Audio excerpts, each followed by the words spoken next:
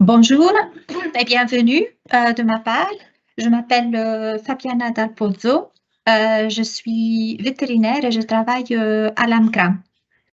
Je vous donne la bienvenue de la part de l'AMCRA, de l'SPF Santé publique, Belporc et Arsia, à cette session d'information pour l'application du nouvel arrêté royal sur la prévention et la lutte contre la résistance antimicrobienne. Je vous donne quelques informations avant de démarrer le webinaire. Donc, il s'agit du premier webinaire d'une série de 3 qui vont avoir lieu aujourd'hui le premier, le deuxième demain et le troisième webinaire jeudi. Aujourd'hui, on parlera de l'arrêté royal et donc effectivement de son application. On vous donnera toutes les informations nécessaires afin de pouvoir pouvoir l'appliquer sur le terrain. Demain, on aura la présentation de la part de Belporc afin de partager avec vous l'expérience qu'ils ont par rapport au coaching dans les élevages porcins. Et alors, on aura le troisième webinaire qui sera réalisé par l'Arsia. L'Arsia vous présentera les outils pour une utilisation raisonnée des antibiotiques. Alors, encore quelques informations pratiques. Il y aura la possibilité de poser des questions par écrit à partir de la chat. Les réponses, elles seront données oralement.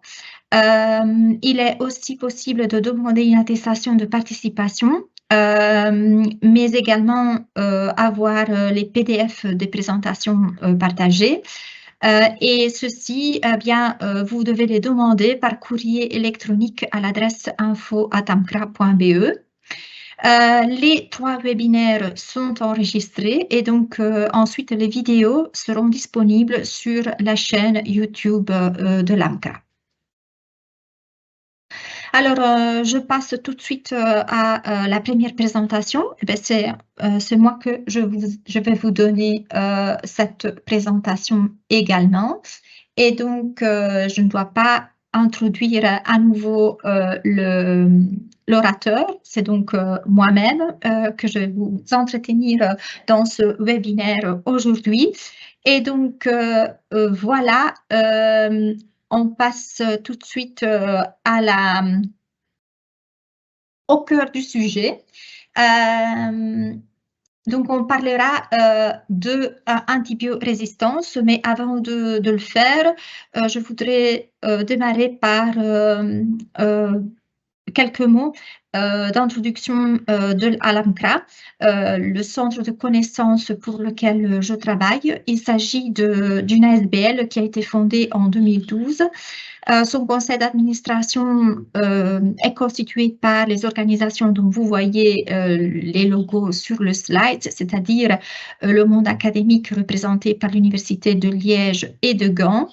Ensuite, les organisations vétérinaires représentées par l'UPV en Wallonie, VEDA et SAVAB Flanders en Flandre, les organisations agricoles ABS, Foix et Boulebond et également l'industrie pharmaceutique avec pharma.be. Nous sommes par contre mandatés, c'est-à-dire que nos activités sont réalisées sur demande de 3 administrations fédérales, l'AFSCA, la FNPS et l'SPF Santé publique, Sécurité de la chaîne alimentaire et environnement. L'AMCRA est une organisation, comme je le disais, qui a démarré en 2012 et déjà en 2012, nous avions une mission bien définie, c'est-à-dire prévenir les résistances aux antibiotiques afin de préserver la santé humaine, animale et le bien-être animal. Depuis donc notre création, on a eu une approche et on a reconnu en tout cas dans la problématique de l'antibiorésistance, une problématique dont il fallait avoir une approche de type One Health, qui est tout à fait l'approche qui est utilisée encore aujourd'hui. On en parlera aussi au cours de la présentation. Afin d'aboutir donc à cette prévention des résistances, on a visé à réduire l'utilisation des antibiotiques dans le secteur des animaux. Pourquoi? Puisque l'usage des antibiotiques est le facteur le plus important à la base du développement des résistances. Et donc, on a défini des objectifs de réduction dont on parlera également au cours de la présentation. Et comment est-ce qu'on travaille? Bien, on travaille par la voie de la communication, de la sensibilisation d'abord, mais également par la voie de l'analyse de données. Et donc, dans notre fonctionnement au quotidien, nous identifions deux unités qui travaillent en concertation l'une avec l'autre. L'unité de conseil de sensibilisation à l'ANCRA, responsable pour notamment la communication, la sensibilisation sur le terrain, et alors l'unité d'analyse de données de l'utilisation des antibiotiques dans les élevages. Et c'est grâce à cette analyse de données que nous pouvons également monitorer l'état des lieux et la réalisation des objectifs de réduction. Alors, je voudrais aussi toucher un mot au problème de l'antibiorésistance lui-même. En effet, ce problème est un problème qui est reconnu non seulement en santé humaine, mais également en santé animale, puisque quand on regarde des données comme celles qui sont représentées dans cette slide ou dans la prochaine, bien on se rend compte que effectivement c'est quelque chose qui se passe également dans nos animaux en élevage ou également chez nos animaux de compagnie. Hein. Et qu'est-ce que c'est l'antibiorésistance? C'est le fait que des bactéries deviennent résistants à des antibiotiques vis-à-vis desquels ces mêmes bactéries devraient par contre être sensibles.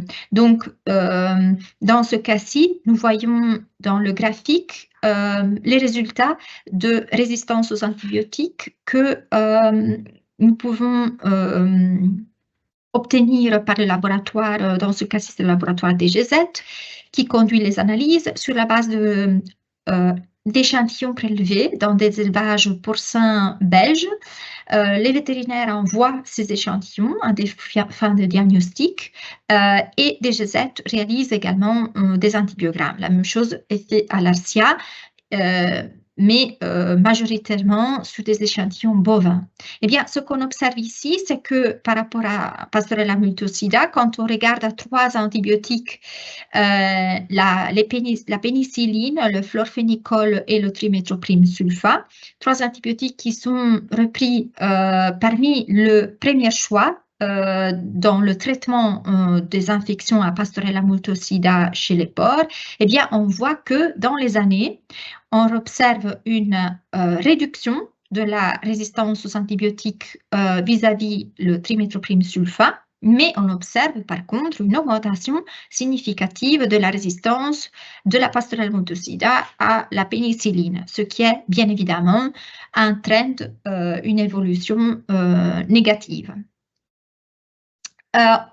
Pour un autre exemple, celui qui revient des exploitations de poules, de volailles. Donc ici, à nouveau, quelques résultats de résistance à partir des Escherichia coli isolés chez les volailles et donc la résistance observée dans le laboratoire à 3 antibiotiques, l'amoxicilline, les tétracyclines et à nouveau le triméthoprim sulfa. Et ici, on voit que malheureusement, pour les 3 antibiotiques, on a une augmentation significative dans le temps des résistances vis-à-vis ces antibiotiques.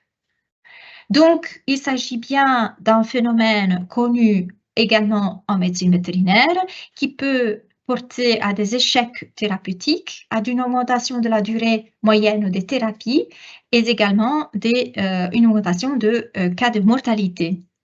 Il y a également une autre facette de la médaille à ce même problème, c'est-à-dire le fait que de plus en plus le secteur est confronté par une opinion publique très forte par rapport à certaines problématiques comme celui notamment de l'utilisation des antibiotiques. Donc il faut utiliser les antibiotiques de manière consciencieuse, non seulement pour éviter des effets secondaires liés à la résistance aux antibiotiques, mais également pour éviter des conséquences sur l'image du secteur, sur l'opinion publique et également ceci peut amener à des diminutions des revenus. Alors, plus loin, on peut dire également que donc il y a des coûts qui ont été estimés liés à l'antibiorésistance et que ces coûts sont surtout estimés en médecine humaine. Ce coût s'élève par année à 24 millions d'euros et c'est bien, et ça s'agit bien de coûts en Belgique.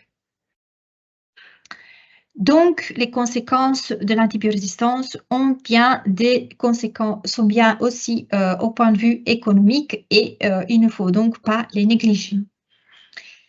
Alors, c'est voilà, pour faire face à ce type d'enjeux que les pays en Europe ont été appelés à mettre en place un plan d'action national de lutte contre la résistance aux antimicrobiens.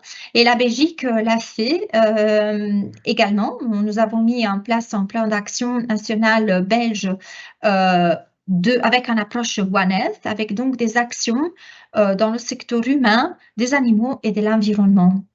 Dans le plan d'action, on aborde la problématique de la résistance aux antimicrobiens, mais il faut savoir que la plupart des actions visent à lutter contre la résistance aux antibiotiques. Et je tiens aussi à souligner que le nouvel arrêté royal dont on va parler tout à l'heure, c'est bien un arrêté royal qui concerne la lutte contre la résistance aux antibiotiques en particulier. Parmi les plusieurs actions qu'on a dans le plan d'action national, on y retrouve également des actions qui ont pour but de stimuler l'utilisation prudente dans le secteur animal et en particulier deux qui sont en lien avec l'arrêté royal dont on va parler tout à l'heure. D'un côté, l'étude de la mise en place de mesures spécifiques ciblant les gros utilisateurs, gros fournisseurs, d'une part, et d'autre part, l'action visait à renforcer le suivi par coaching des éleveurs et des vétérinaires présentant des valeurs de benchmarking améliorables. Et c'est comme ça qu'on en arrive à notre arrêté royal qui donc se cadre tout à fait parmi les mesures qui ont été mises en place dans le plan d'action national belge. Donc, c'est une arrêté royal qui a été publié en décembre 2024 et le titre de cet arrêté royal est « La prévention et la lutte contre la résistance antimicrobienne chez les animaux ». L'arrêté royal vient d'être publié, mais en réalité, certaines des actions, pour ne pas dire la plupart des actions qui sont publiées, qui sont prévues dans cet arrêté royal, étaient déjà imposées auparavant par les labels de qualité BIPORC pour les éleveurs porcins affiliés à ce label de qualité et pour le label Belle Plume pour les éleveurs qui sont affiliés pour la volaille à ce label. Donc, pour les éleveurs parmi vous ou pour les vétérinaires parmi vous qui connaissent et qui travaillent déjà dans le cadre de ces deux labels, la plupart des actions dont on va parler seront déjà des actions connues, déjà appliquées et de là l'importance aussi de voir la complémentarité ou pour mieux dire, oui, comment est-ce que les actions maintenant de l'arrêté royal, elles sont bien, voilà, est-ce que je dois faire d'autres choses que je fais déjà dans mon élevage? Alors, pour quels élevages est d'application l'arrêté royal? Pour tous les établissements ayant une capacité minimale de 5 porcs, de 200 poulets de chair ou poules pondeuses et de 5 veaux de boucherie. Donc, ce n'est pas un arrêté royal qui est d'application pour les troupeaux de porcs de compagnie et de sangliers, et non plus pour les établissements fermés comme les zoos et les centres de recherche. Quelques informations dont je tiens à vous parler avant de rentrer dans le détail de l'arrêté royal, puisque pour pouvoir comprendre certaines mesures qui se trouvent dans l'arrêté royal, il faut savoir que ces mesures se basent sur le benchmarking antibiotique et donc sur ces rapports de benchmarking que vous déjà, en tant qu'éleveur de porc, de poulet de chair, poules pondeuses et de boucherie, que vous recevez déjà. Donc, puisque vous recevez déjà ces résultats de benchmarking, vous savez qu'on vous attribue un code couleur vert, jaune ou rouge en fonction du résultat de ce benchmarking et que ce code couleur est attribué à l'espèce animale, par exemple dans le cas des veaux de boucherie, puisqu'il s'agit d'une catégorie pour laquelle il n'y a qu'une catégorie, le veau de boucherie. Hein, donc. Et pour les porcs, il y a un résultat qui est attribué à ces 4 catégories d'animaux, porcelets non sevrés, porcelets sévrés, porcs d'engraissement autrui. Et pour les poules, on l'attribue maintenant déjà aux poulets de chair et poules pondeuses. Où est-ce qu'on trouve les résultats attribués suite au benchmarking? On les retrouve dans les rapports de benchmarking de AB Registre et de BIGAM, mais également de Sanitel-Med. Et vous retrouvez ces résultats au début du rapport de benchmarking. Et par exemple, ici, vous avez un exemple d'un rapport pour un élevage porcin avec 4 catégories d'animaux présents et tous les 4 ont un résultat vert de benchmarking. Les résultats du benchmarking dépendent des valeurs de vigilance et des valeurs d'action qui sont utilisées pour réaliser ce benchmarking. Et ces valeurs sont fixées dans des trajets de réduction qui sont, eux, connus par catégorie animale. Ici, par exemple, vous voyez à droite de votre écran les trajets de réduction pour le secteur porcin et ici, à gauche, pour les poulets de chair. Et vous voyez que pour chacun de ces catégories animales, nous avons des valeurs de vigilance en vert et des valeurs d'action en rouge et que ces valeurs se modifient en fonction du temps. Maintenant, on applique les dernières valeurs de vigilance et d'action pour chacune de ces catégories d'animaux. Et c'est donc les rapports de benchmarking que vous recevez sont des rapports de benchmarking réalisés avec ces valeurs de vigilance et ces valeurs d'action. Ce qui est nouveau, par contre, qui est attribué et qui est introduit par l'arrêté royal, c'est que sur la base de la couleur du résultat de benchmarking, maintenant, on attribue également un statut AB d'exploitation. Un statut d'AB d'exploitation à votre troupeau ou à votre établissement. Si toutes les catégories animales présentes dans l'exploitation ont en couleur vert, ben, alors le statut AB d'exploitation sera vert. Si par contre, ne fut qu'une catégorie a en couleur jaune, un résultat jaune, et par exemple toutes les autres catégories ont un résultat vert, bien alors le statut AB d'exploitation de votre troupeau sera jaune.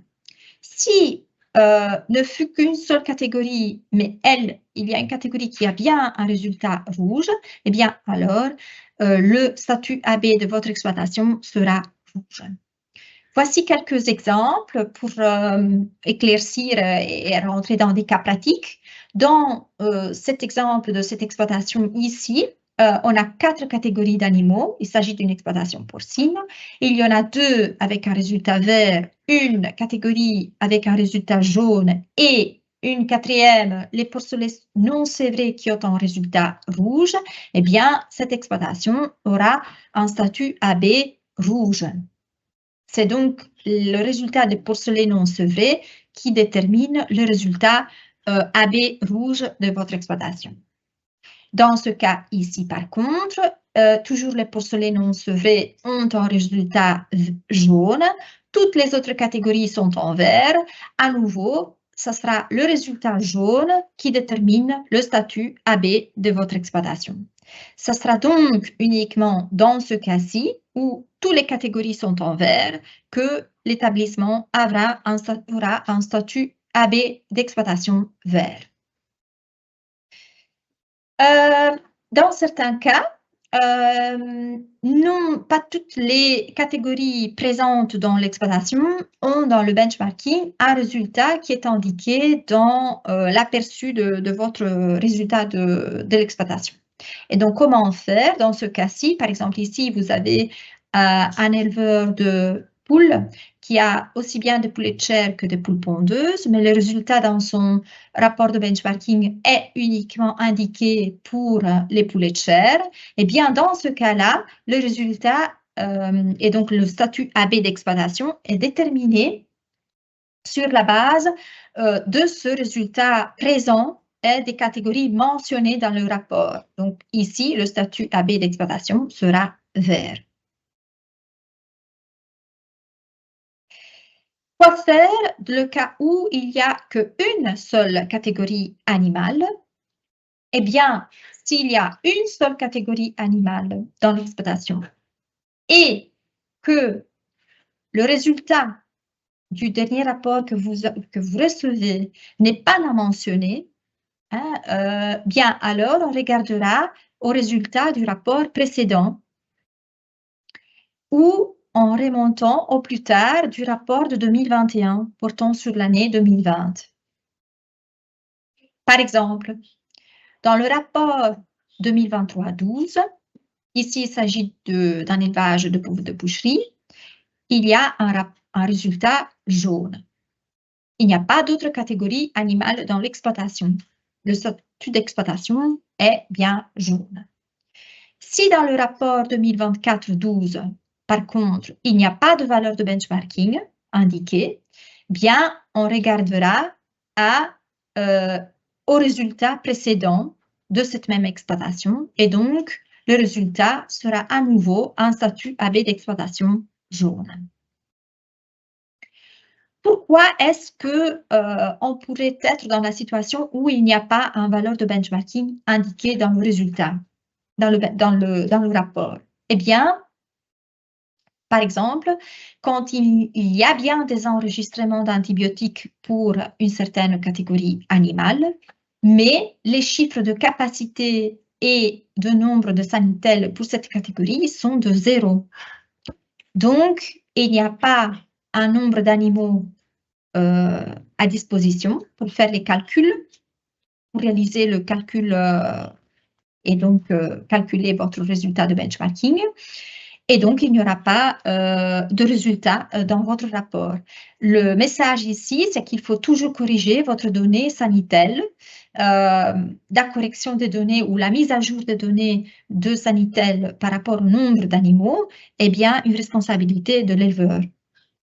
C'est ici pour vous donner vraiment l'exemple tel qu'il vient de notre pratique quotidienne, je dirais. On a bien un éleveur pour lequel on a reçu des enregistrements dans la catégorie poule pondeuse. un produit a été enregistré pour cette catégorie, mais pour les poules pondeuses, il n'y a aucune donnée de capacité disponible pour cette exploitation-là. Donc, on se trouvera dans cette situation que je vous avais présentée tout à l'heure. Pour les poules pondeuses, aucun résultat, mais on vous indique bien dans votre rapport qu'il y a un problème à ce niveau-là, et donc on vous invite à discuter du rapport avec votre vétérinaire et identifier les causes possibles de ce problème. Alors, on vient de discuter de cette première situation, c'est-à-dire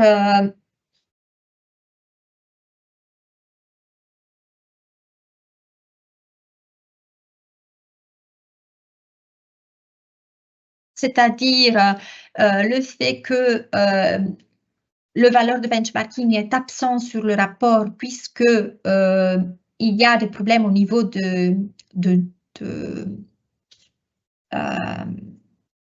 il y a un problème au niveau du calcul, hein, du résultat, mais il pourrait bien y avoir aussi un autre problème, c'est-à-dire qu'il y a une valeur de benchmarking qui est calculée, mais qui peut être erronée. Hein, ce valeur de benchmarking pourrait être erronée. Quand ceci peut se vérifier, quand les enregistrements d'antibiotiques, par exemple, sont trop élevés, tellement élevés qu'elles paraissent finalement non vraisemblables, ou quand le nombre d'animaux n'est pas mis à jour et donc la capacité est de 0, mais de données de comptage existent.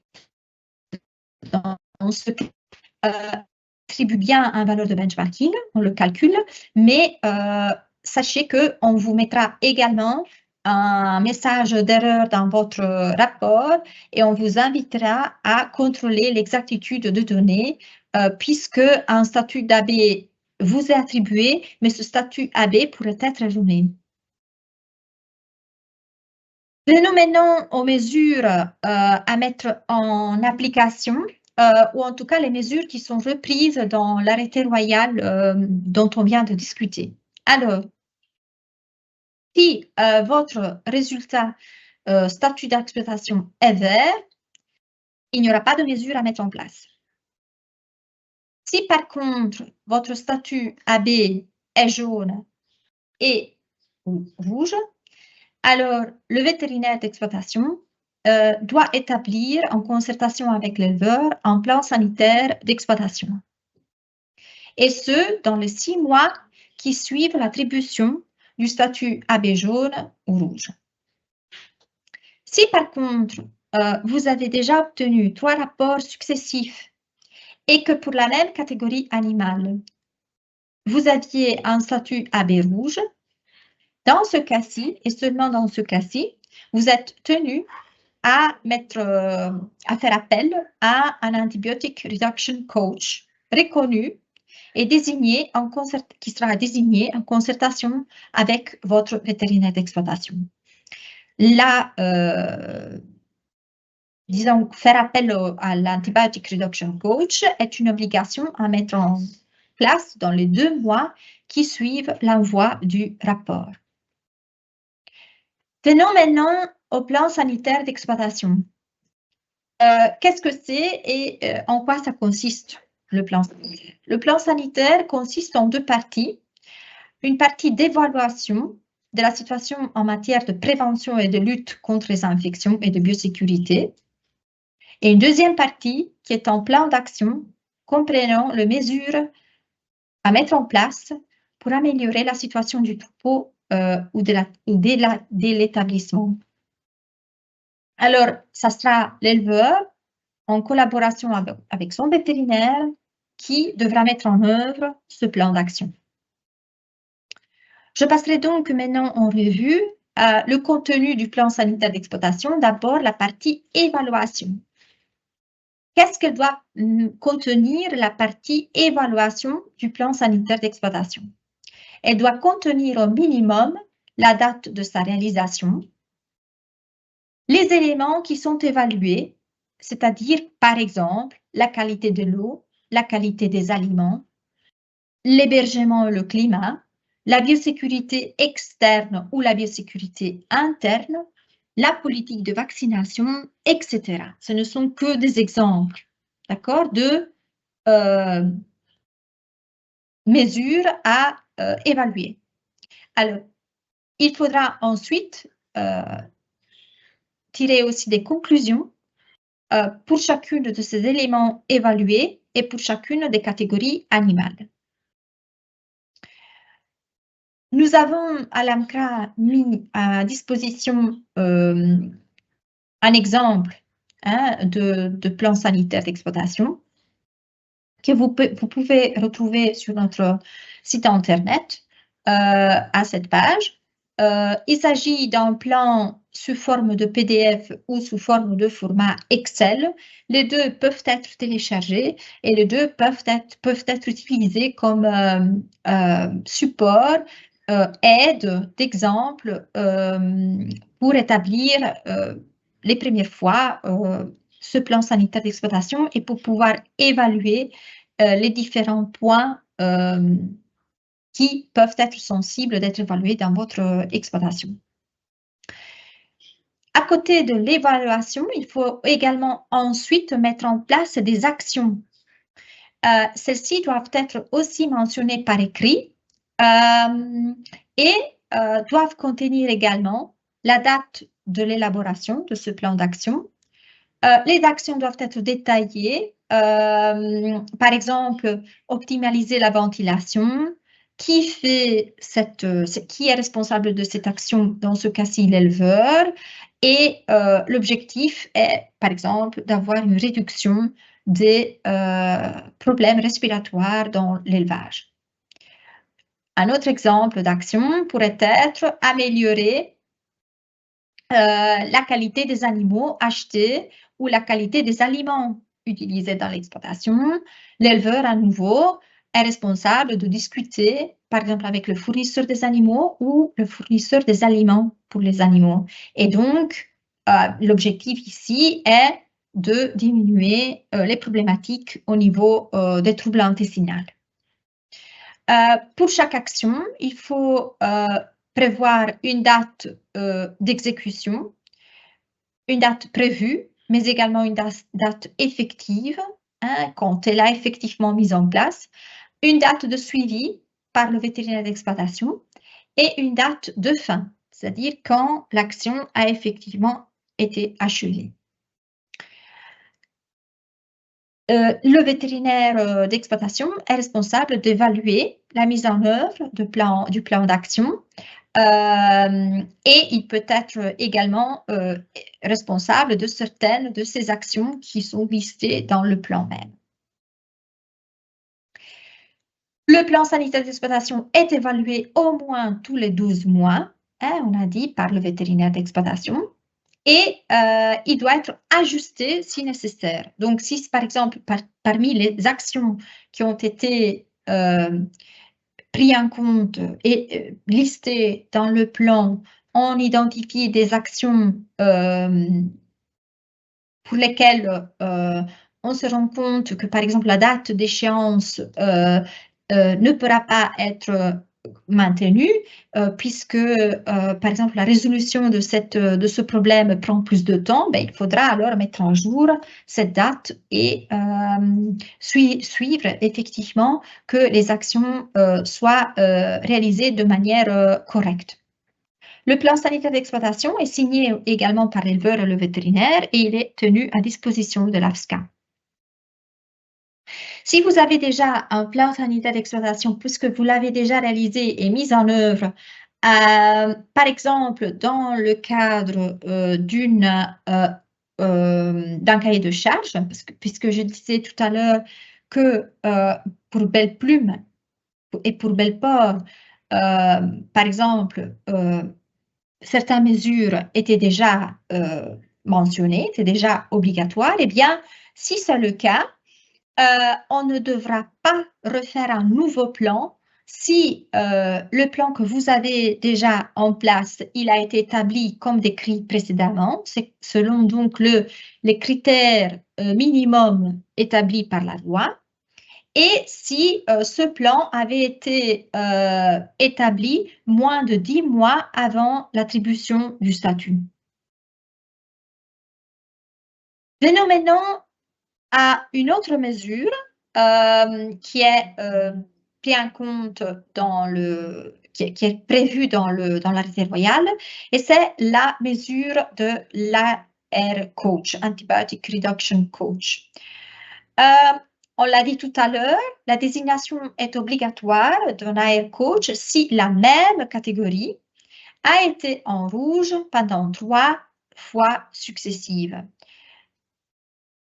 3 statuts AB rouges successifs, donc, pour un troupeau de veaux de boucherie ou un troupeau de porcs parmi lesquels la même catégorie animale est en rouge pendant 3 résultats successifs, ou un établissement de poulet de chair, poule pondeuse, dans lequel, voilà, soit le poulet de chair, soit le poule pondeuse, mais toujours la même catégorie est en rouge. Prenons l'exemple suivant. Eh bien, vous voyez que pendant 3 rapports successifs annuels, toujours les porcelets non sevrés sont en rouge.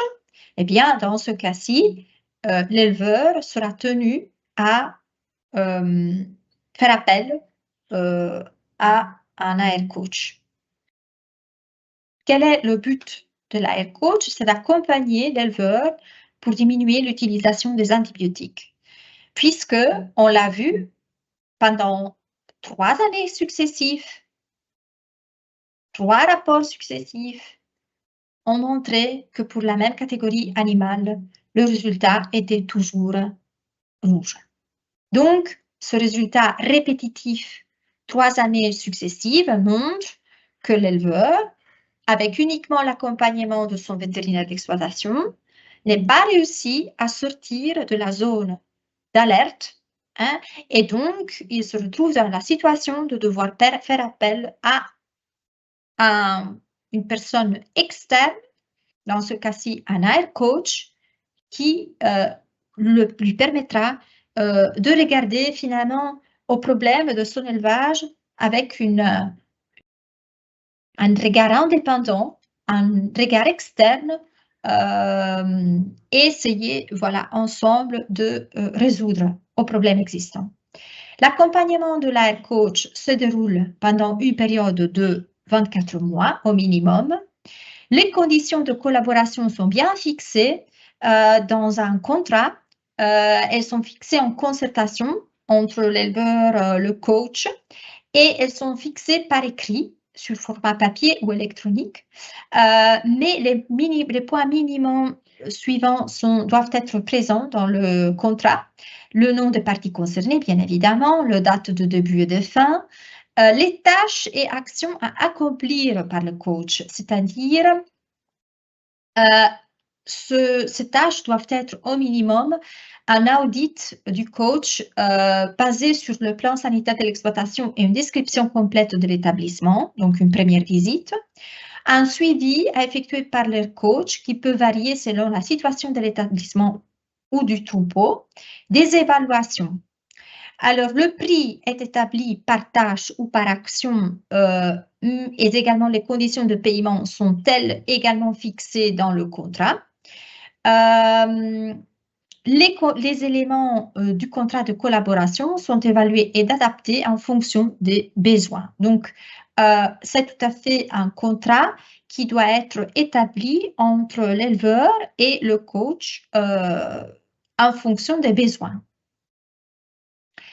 Pas tout le monde peut venir chez vous et dire d'être coach AR coach, puisque une liste de AR coach reconnus est désormais publiée sur le site web de l'SPF Santé publique, Sécurité de la chaîne alimentaire et environnement.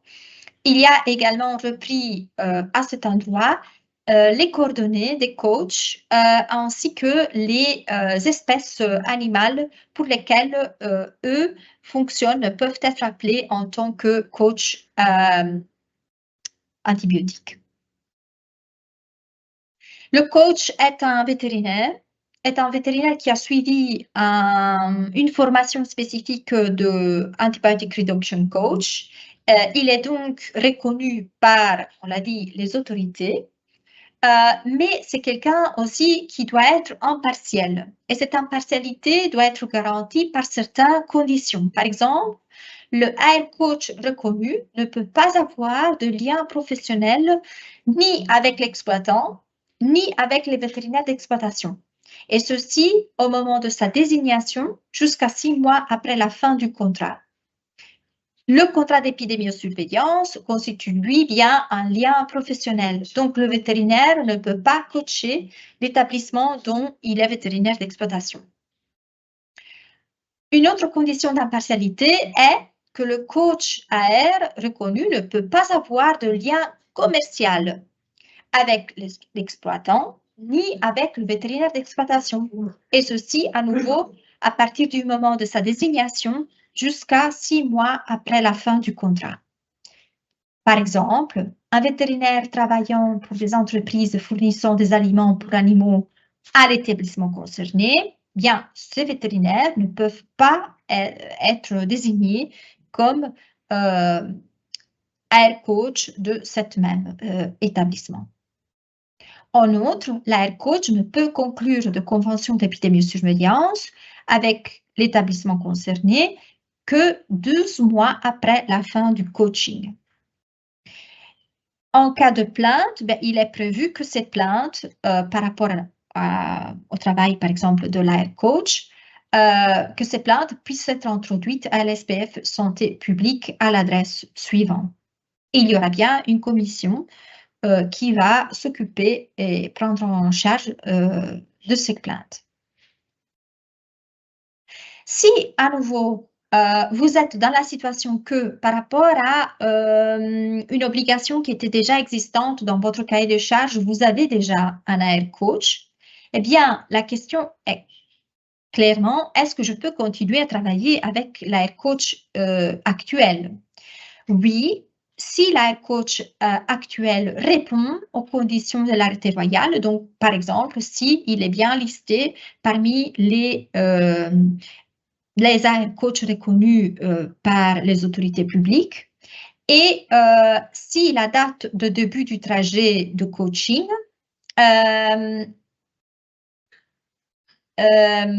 si elle est antérieure à l'entrée en vigueur de l'arrêté royal, eh bien, il faut vérifier que cette date soit bien dans les 2 mois après l'obtention du statut rouge. À partir de quand? Eh bien, ceci, ce sont des conditions, toutes les mesures dont je viens de vous parler. Donc, le fait de devoir mettre en place un plan d'action, le fait de devoir mettre en place un plan sanitaire d'exploitation, le fait de devoir appeler un AR coach, ces mesures sont d'application à partir du premier rapport Sanitelmed publié en 2025. Ce premier rapport Sanitelmed ont été déjà publiés il y a grosso modo 2-3 semaines pour les porcs et pour les volailles. Donc, pour ces deux espèces animales, il convient d'aller vérifier dans les rapports de Sanitelmed quel a été le statut d'habit d'exploitation qui vous a été attribué en fonction de ces résultats. Il est important de savoir que si vous avez un résultat jaune et si vous avez une première fois un résultat rouge, eh bien, vous mettez en place votre plan d'action, votre plan sanitaire d'exploitation, et voilà. Et vous attendez donc de voir quel est le résultat de cette mesure dans le rapport suivant. Mais si vous avez déjà un résultat rouge et que les résultats des rapports précédents de Sanitelmed étaient également rouges, eh bien, vous avez l'obligation probablement de mettre en place un AR coach, puisque cette obligation d'un AR coach est rétroactive. pour se comprendre, le rapport que vous venez d'obtenir maintenant pour les porcins, pour les porcs et les volailles, c'est le rapport 2024-12. Il porte donc sur toute l'année 2024. Bien, si vous avez un résultat rouge, il vous conviendra d'aller vérifier dans le rapport précédent 2023-12 si vous aviez également, pour la même espèce catégorie animale, si vous aviez également un résultat rouge. Si c'est bien le cas, il faudra alors vérifier dans le rapport aussi précédent, le rapport 2022-12, et si là aussi les porcelets non sevrés, par exemple, avaient un résultat rouge, eh bien, dans ce cas-ci, vous avez 3 fois un résultat rouge dans le rapport Sanitel-Med et vous avez donc l'obligation déjà maintenant de mettre en place, de faire appel à un AR coach.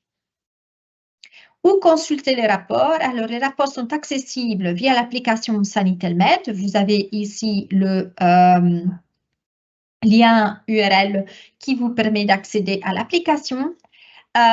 Il y a également une guide d'utilisation de Sanitel-Med, mais si vous êtes éleveur à l'Arcia et vous avez un accès à l'Arcia portail Cerise, eh bien, il est possible également de consulter les rapports à partir de votre portail Cerise. Bien, quel rapport vous devez donc consulter? Si vous êtes un éleveur porcin, vous pouvez consulter, comme je viens de le dire, le rapport Sanitel-Med, mais vous pouvez également consulter le rapport qui vous est mis à disposition par le registre AB, puisque les rapports Sanitel-Med et registre AB pour l'espèce porcine sont les mêmes. Donc, les résultats que vous verrez sur votre rapport, si vous le consultez dans Sanitel-Med et vous le consultez dans l'AB registre, sont les mêmes résultats. Et donc, ça se fait que si voilà, vous avez cette situation ici, eh bien, votre statut est bien vert, vous avez bien un statut vert d'exploitation pour votre élevage porcin. Par contre, la situation est différente pour la volaille, puisque les rapports réalisés par Belle-Plume dans la registre AB sont différents en contenu des rapports qui sont, eux, réalisés dans le cadre de Sanitel-Med. Pourquoi ces deux rapports sont différents? Puisqu'ils sont réalisés à partir des mêmes données, mais les rapports de Sanitel-Med sont des rapports sur toute l'exploitation, ne tiennent pas compte des lots, de la mise en place des lots, tandis que les rapports Belle-Plume sont réalisés en tenant compte des différents lots dont vous mettez en place. Donc, les résultats sont par lot. D'accord? Donc, c'est pour cela que les résultats sont différents. Mais il faut savoir que pour remplir les conditions légales, eh bien, vous devez bien aller vérifier les résultats dans Sanitel-Med pour savoir si vous devez mettre en place des mesures et quelles mesures vous devez mettre en place, quel est votre résultat dans Sanitel-Med. Et vous devriez également aller consulter toujours votre rapport Belle-Plume dans l'AB registre pour savoir quelles sont les conditions à remplir suivant votre cahier de charge. Quelles sont les valeurs limites utilisées pour définir votre statut AB d'exploitation? Bien, je l'ai dit au tout début de la présentation, ce sont les valeurs limites des trajets de réduction que nous avons établis en concertation avec les secteurs, les partenaires sectoriels. Mais ces mêmes valeurs limites, vous pouvez les consulter également dans l'arrêté ministériel en annexe de l'arrêté royal. Vous voyez ici donc les valeurs limites utilisées pour les porcelets non sévrés, pour les porcelets sévrés, pour les poils à l'engraissement et les truies, mais également pour les poulets de chair, les poules pondeuses. Alors, est-ce qu'il y aura des contrôles par rapport à cet arrêté royal? Les contrôles sont de la compétence de l'AFSCA. Les contrôles vont donc se réaliser au niveau des exploitations concernées, c'est-à-dire les exploitations de porcs, de poules pondeuses, poulets de chair et veaux de boucherie. Et les contrôleurs vont vérifier l'existence d'un plan sanitaire ou l'existence d'un contrat avec un air coach. Est-ce que les contrôles vont se vérifier déjà à partir de maintenant? Eh bien, non. L'AFSCA ne fera pas tout de suite de contrôle puisque d'abord, les checklists, la liste de contrôles, cette liste doit d'abord être mise à jour. Une fois que cette liste sera mise à jour, eh bien, alors, ces deux conditions, l'existence du plan sanitaire, le contrat de l'AR coach, seront vérifiées et feront partie des contrôles de routine réalisés par les contrôleurs AFSCA. Il faut néanmoins savoir que déjà à partir du 17 février, les OSI, dans le cadre de l'autocontrôle, dans les audits du guide du secteur de la production primaire, eh bien, c'est aussi peuvent déjà, à partir du 17 février, réaliser des contrôles par rapport à ces deux éléments, puisque pour les OSI, les listes des contrôleurs ont été bien déjà adaptées. Alors, je termine par quelques informations relatives aux résultats. Résultats atteints jusqu'à maintenant. On a vu que on a toute une série de mesures qui sont prévues désormais d'être mises en place pour ces élevages qui ont une utilisation trop élevée d'antibiotiques. Eh bien, il faut savoir que déjà maintenant la Belgique a obtenu des résultats positifs, très positifs dans certains cas, par rapport à l'utilisation, à la vente des antibiotiques chez les animaux. Et donc, vous voyez ici, par exemple, le graphique vous montre les résultats déjà obtenus de vente d'antibiotiques entre 2023 et 2011. Et vous voyez que déjà, on a obtenu une réduction de 62% pour l'utilisation totale des antibiotiques. Il faut savoir que d'ici 2030, l'objectif est de réduire d'au moins 70% l'utilisation totale des antibiotiques. Donc, on en est à presque 60%. Il faut encore descendre d'une 10% pour atteindre à cet objectif, mais comme je viens de le dire, c'est d'ici 2030. Donc, il ne s'agira pas d'une réduction très, très brusque à atteindre.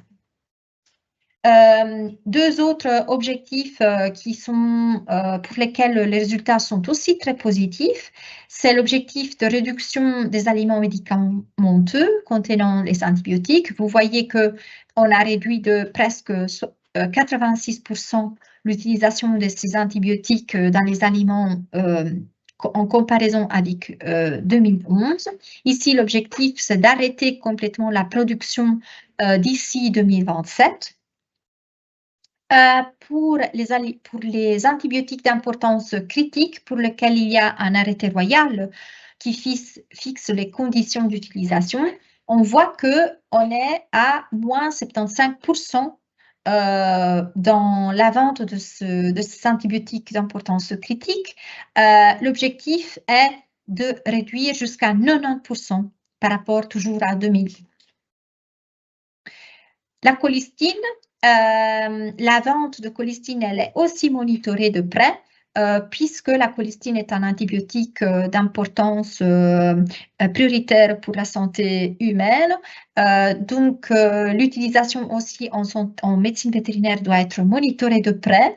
Et ce qu'on constate, c'est qu'avec les mesures déjà en place, nous avons atteint une réduction de 87% par rapport à 2012. Donc, on est vraiment très au-dessous de cette utilisation qu'on en faisait en 2012, mais on est également au-dessous de cette limite de 1 mg par kilogramme de biomasse, qui est une sorte de seuil qu'on s'est préfixé et au-dessous de laquelle on souhaite rester en médecine vétérinaire. Il faut savoir aussi que d'ici 2030, il y aura de nouveaux trajets de réduction qui seront mis en place. Non seulement pour les porcs, les veaux de boucherie, les poulets de chair, les poules pondeuses, mais on va éteindre ces concepts de trajet de réduction à toute autre espèce animale. Les prochains dans